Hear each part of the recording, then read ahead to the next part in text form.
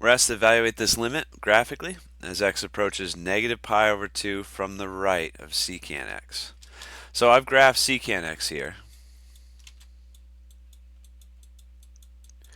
And so secant is just the reciprocal of cosine. So another way of thinking about this is the limit is x approaches negative pi over 2 from the right of 1 over cosine of x. That's the same thing.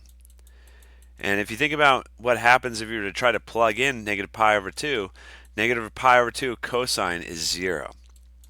Cosine represents the x coordinates on the unit circle. Negative pi over 2 means you're rotating 90 degrees this way. So that ends up right here. Okay? So this is a, what did I say, y coordinates? It's the x coordinates. Cosine is the x coordinates. I don't remember what I said. 0, comma, negative 1.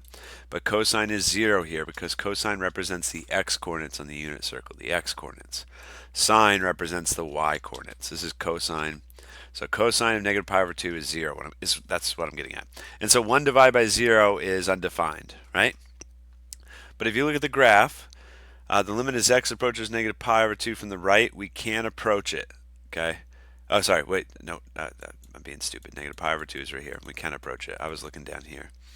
The graph shows us as you get closer and closer to negative pi over 2 coming from the right, that means like starting at x equals 0, x equals negative pi over 8, negative pi over 4. We're getting closer and closer. We're going towards positive infinity.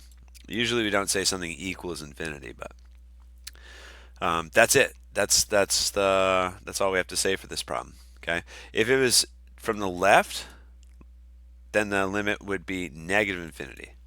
Because remember, the limits of the y values that are coming out. As you get closer and closer to negative pi over 2 coming from the left, the y values keep descending infinitely.